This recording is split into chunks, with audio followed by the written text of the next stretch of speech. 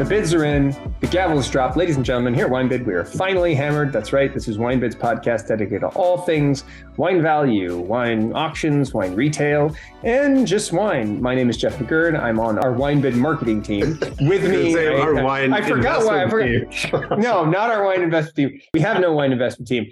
With me, as always, is, of course, the wine sage of Sausalito, the wine master of Marin, my good friend and wine expert, Paul Walker. Welcome again to the podcast. Paul, your expertise in wine is, of course, always absolutely cherished. Today, we're going to be talking about some of the U.S. wines we have coming to auction, and we've got some really, really cool stuff. So let's delve right into it. We've got this, I picked this one out for you, Paul. It is a 1986 Dominus Estate for $220, which is not bad for an 86, right? I mean, I don't know if 86 is a fantastic year, but this bottle seems to be singing. We've got a 15 in as well. But for $220, I think it's a pretty decent price for something with that amount of age on it. That's true. I think, since the 13 and some of the other recent vintages have sort of gone through the roof, the 80s vintages are kind of following slowly. And so they're coming up in price, and they all used to be, well, God, I say this all the time, and everything, it's true, right? Everything used to be cheap. But no, 80s Dominus was kind of, I think, underrated for a long time, and the wines are fantastic and collectors new, and there's not a lot of it to go around anymore anyway. And even in tricky vintages, like the 89 is like one of their most famous wines, and that's not a good vintage in Napa, or not great. I'm sure there's some fantastic wines, but 89 Dominus is amazing. But yeah, 86 220, not bad. I thought the 15 at 250, compared to 13 and some of the other serious vintages, it's not terribly expensive. And 16 and 270, I thought wasn't a bad price either. It really doesn't seem like a bad price at all to me, especially when you consider even at retail, recent vintages seem to be going, well north of these prices. Like I'm looking at 2019 for like, 280. Right. And, to be able to get something in a stellar vintage that's got some age on it and it's really drinking well right now, just seems like a tremendous value, especially, an 86. Again, maybe not the best year that Dominus have produced, but you're talking about something that's quite a bit less expensive than even what you'll pay for some today. And, tasting notes are still saying that it's alive and kicking. So there could be, could be a nice party with that bottle. Yeah, no, those are great. I would be remiss if I didn't mention a 2018 Diamond Creek Red Rock Terrace. We also have the 2018. How much is that? That's got to be up there. 200. Actually, I thought 200 wasn't terrible. No, that's less. That's definitely less than winery price. They've got to be 275 or something like that at this point. So they're definitely getting up there. I picked a 2016 Palmer Merlot for $80. We've got 5 of those. Yeah, good stuff. I know you hate Merlot, and every time you say that, I have to point out that Cheval Blanc is actually predominantly Merlot. So it's half Merlot. The rest of it's Cabernet Franc. So the rest of it's Cabernet Franc. But I think it's like 55. Isn't it like 50? I mean, I suppose it depends on the year. It's like 55% Merlot or something. Yeah, something like that. 2014 Islay Vineyard Altagracia. We got one of those at $70. That's about as low as you're going to pay for anything from Islay Vineyard. So that's it's not a bad price for no. And the Altagracia is great. I drank it with you. We literally had. I think it was way too young. That bottle needed very young. 2 days of air before it was ready to drink, and it was a mag. It was a mag. Yeah, and 15 vintage. I mean, we should have gotten the 14, and I'm sure it drinks really well now because such a good vintage. So it's sort of classic, kind of understated Napa vintage, but really, really tasty wines. And so they're all underpriced at auction, in my opinion, unless they got like huge scores. They're all pretty good deals. You think that's something that's going to continue to appreciate in value to the point where we're going to see it above $100 anytime soon? I don't think so, just because I think people are still afraid of the ratings. They're not willing to trust their own palates on it, but who knows? Maybe. I mean, I look at something like that and I'm like, you take the Altagracia and you compare that $70 to, what is it, Caymus right now retail is still like $80, right? Yeah. And Altagracia, I mean, it's from such an important place up in Calistoga. It's a really amazing vineyard, and yeah, there's so much better about it. there's so much, because nothing's anything wrong with Caymus if that's your jam. No, Caymus 79 special selections on my list this week, actually, because it's phenomenal wine.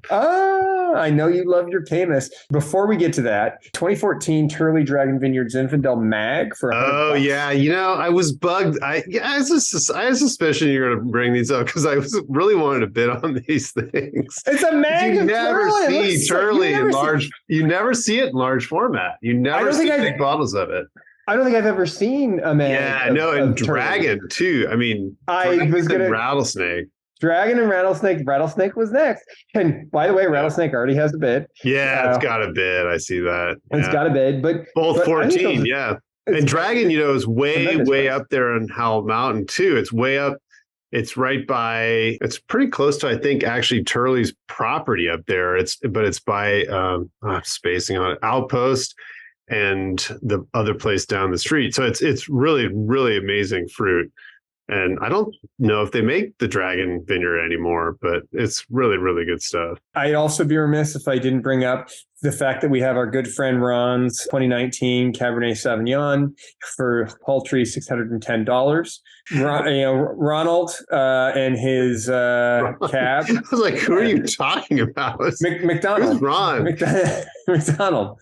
McDonald Cabernet Sauvignon 2019. Right. Once you said the price, I was like, okay, yeah. You're like, yeah, I know what that is. And then 2014 Vine Hill Ranch Cabernet Sauvignon at 1.5 liters. This one, $530. That one was interesting. This 1996 Cane 5 for $75 I have on my list. That looks interesting. Not bad at all. Yeah. Mid-90s Cane 5 is good. I mean, 80s Cane is great, but yeah, that's not bad. That's not bad. 2015 Ulysses Cabernet Sauvignon for $115. You might incorrectly pronounce it as Ulysses, but I know what I'm talking about here. And then 2016 Crown Point Estate Selection for $120. We got 5 of those, but probably one of my favorites, I thought it was super interesting. 2020 Ernest Vineyards Adafos Alder Springs Vineyard Petite Arvine. Are you a big fan of Petite Arvine? I have no idea. Arvine. This is 100% Petite Arvine. It's actually a pretty rare grape, originally from the Valais region of Switzerland. And that's so funny. I saw this bottle. I was like, oh, that's a really pretty label, but I'd never heard of this before. Never heard of it, and neither have I. I read somewhere that it was like, this is the first planting in the United States, or rather, this vineyard is the first to plant it in the U.S. But because Alder Springs has been around. That's a known like a known Mendocino vineyard for sure. But Petite Arvine, Petite Arvine, 100%. What does it taste like? I don't know, but for $30, you could find out. You've got 9 of them. And I actually kind of want to buy it just to see what it tastes like. Yeah. I want to say the reviews I read were not that kind, but at the same time, I feel like this is one of those things where if you're not a commercially viable grape, I feel like I almost don't trust the ratings at all. Like once you get outside of your mainstream Cabernet Sauvignon and Chardonnay, that I think a lot of people they don't get some of these grapes and understand them, and their palates, maybe don't appreciate them. And I get it. It's, okay, this isn't your typical, Chardonnay or Sauvignon Blanc or Pinot Grigio, but it's different. And that's the whole point, right? Yeah. Bring something different to the table. But I could be wrong. Maybe everybody really gets this grape, and I'm the only one who has never had Petite Arvine. No, I mean, I don't remember having tasted it myself. So that's a novel one for sure. I did. It's funny because I think I did see, because aren't some of the other Ernest wines like the same? No, they're not the same label. I was thinking they were similar, but no, I definitely saw that bottle and I had no clue what that was. This is what I love. I mean, look, this is what I love about WineBid is Like you get these really unique, interesting bottles like this. It's not expensive, but it's certainly rare and it's certainly very interesting. I actually think this is one of those bottles that I think is good for like a good gift for a wine geek. Like, Yeah, it's true.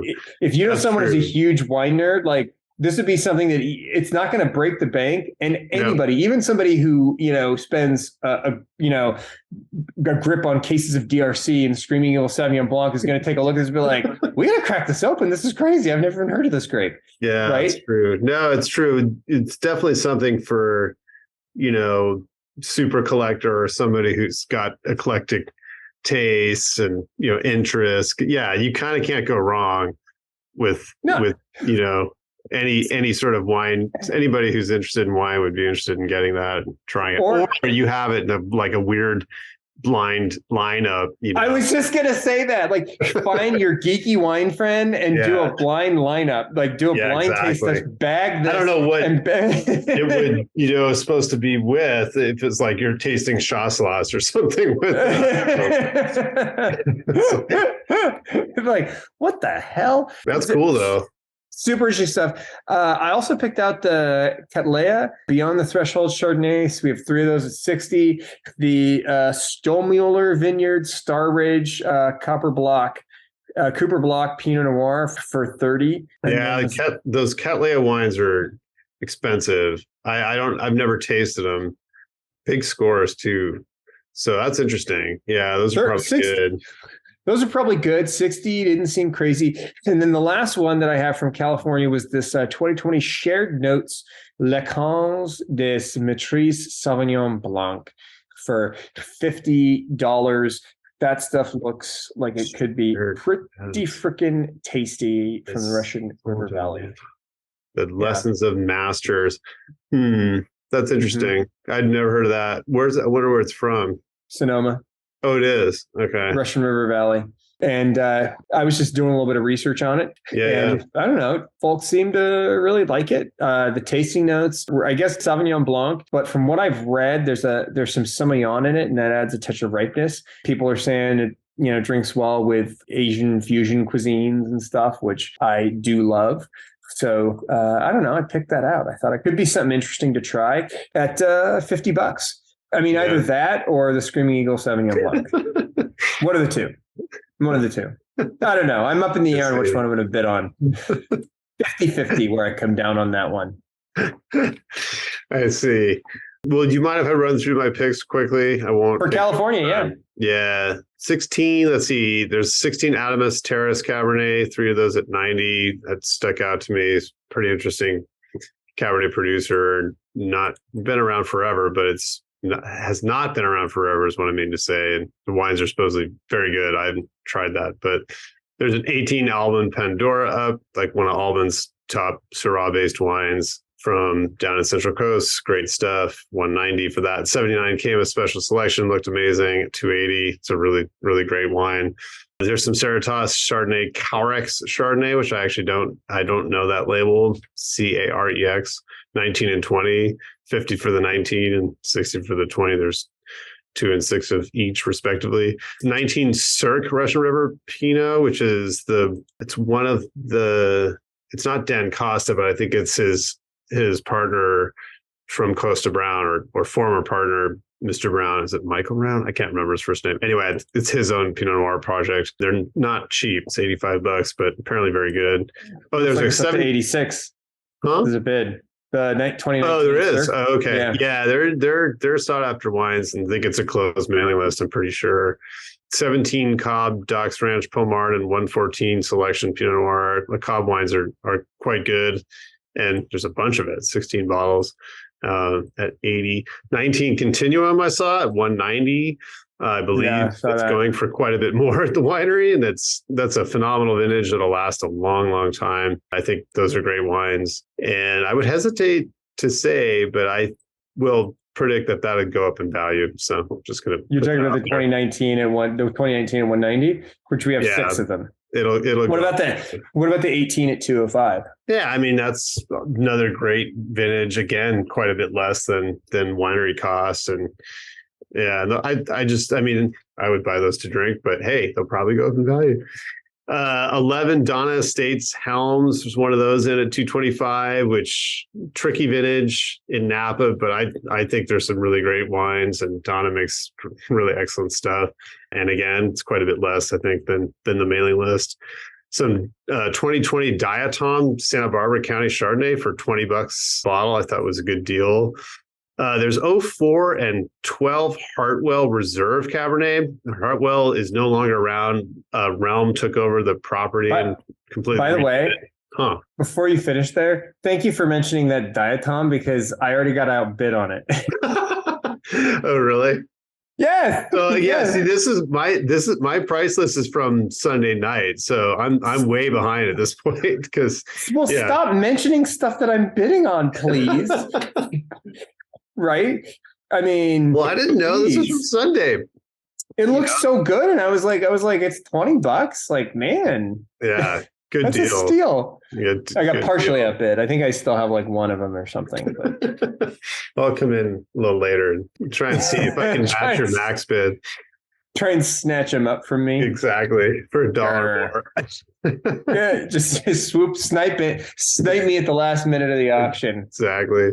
Yeah, Hartwell Reserve, which you don't see. First of all, Hartwell, like I said, doesn't exist anymore. Realm took it over and completely rebuilt the place. Beautiful property on Silverado Trail. But anyway, Hartwell used to make wine there. And the reserves, I don't see hardly at all. I mean, you don't see much Hartwell to begin with. Usually the one label I think you see is it's like the blue and white label. And it's the Sunshine. I think it's the Sunshine Vineyard or State or something like that. But anyway, there's 04 Reserve and 12 Reserve. They're expensive. $175 for the 404 and then $165 for the 2012.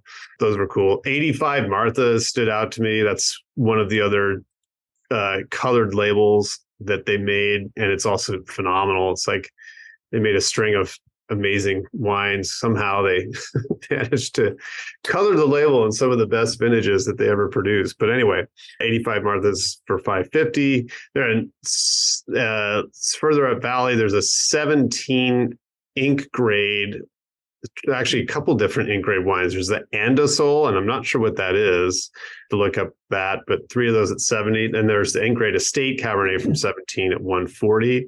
And then the 19 Sauvignon Blanc at 60. So I don't think we've seen too much of the ink grade wines, but very cool to see those. Also, there's also 14 Keplinger Mars at 55. Another interesting Keplinger wine. They pop in every once in a while, and they're very interesting wines.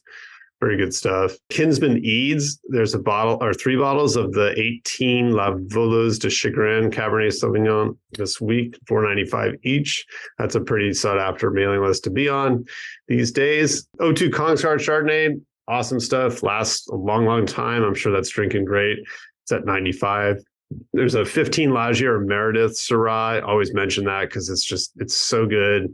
And I think it's undervalued at auction. It's at $40. Great fruit from up on Mount Veeder. 09 Laurel Glen, Sonoma Mountain Cab. I always hate to mention these two because I think they're underpriced at auction because the wines are phenomenal. Great source on Sonoma Mountain. Anyway, those are at 60. There's some more Literai this week. A couple of bottles of 1 Acre, which is the super rare or limited allocation wine from their mailing list. Anyway, 3 of those at 110 for the 18. You mentioned the 19 McDonald at 610, that's the new release, actually. The 19 just came out and it's really, really good. Let's see. Oh yeah, 17 Mark Harold Wines Uproar Cabernet Sauvignon. I hadn't seen this before and it was quite inexpensive. Looked like it had a bid on Sunday at 36. I don't know if it's getting bid up from there, but 47 now. It is really. Wow. Yeah. I was going to say that's really cheap for Mark Harold wine. He makes great stuff. He used to make Maris actually back in the 90s. It's really good. Let's see. 79 Opus 1. The first vintage of Opus is up this week. There's like a little mini vertical, I think, too, from looks like the same seller. It's like 79, 80 and 81, 82 or something like that. But anyway, it's cool to see the 79 since that was such a big deal when it came out. Good fill level too. Yeah, no, it looks great. Yeah. That's at 745, which is not surprising. I would imagine that'll go up from there. $7.95 actually. It got a bid. Okay. All right. There you go. 19 Peter Michael Le Pavot, I thought was way underpriced at 120 because I think they're charging a heck of a lot more at the winery for that. But anyway, I always like that wine too. It's a great spot in Alexander Valley. There is some non-vintage or multi-vintage Po wine sparkling rosé, really cool sparkling wine from. I saw this. Yeah. Is it good Samantha stuff? Sheehan does this stuff. Yeah, it's cool. She makes wine. She makes other things too, but she makes Pinot Noir and Chardonnay, but also the sparkling rosés, cool wines. She also imports champagne and does a lot of really cool stuff. And anyway, I saw that one because it doesn't come up too often. $30 for that. 80 Mondavi Reserve at 135. I thought that was an interesting pick this week because I've had the non-reserve Mondavi not too long ago, and it was really, really good. So I'm sure the reserve cab is fantastic and drinking great. 14 Skywalker Vineyards Pinot Noir, which I was really into. This is actually from Marin County. It's from my county. And Skywalker, for all those Star Wars fans out there, where the property is. It's in Lucas Valley, where a certain Star Wars director has a property. But anyway, that's where that fruit comes from. So that was cool. There's one of those at 60. There's a 15 SoCo barrel auction. And it's funny. I think it's from the auction in 2017. And it's Francis Ford Coppola Blue Oak Vineyard Cabernet, which is super rare. This kind of reminds me of Premier Wines, but it's even more obscure. I think you see these SoCo barrel auction bottles very, very rarely. And I thought that was a pretty cool one-off. And it's signed. Is it? Oh, that's cool. Yeah. And let's see, 17 Tatimer Vandenberg Riesling. There's 3 of those. I think Tatimer makes really great sort of non-traditional varieties in California, including Gruner Veltliner and other things. But the Riesling's great. And it's three of those. They're 25 each. 25. You mentioned the Turleys, which I didn't want to talk about, but yeah, there's 14 Dragon Zin Mag and Rattlesnake Ridge Zin Mags. Very cool. Thanks a lot, Jeff. Oh, 2021 Tyler Rosé.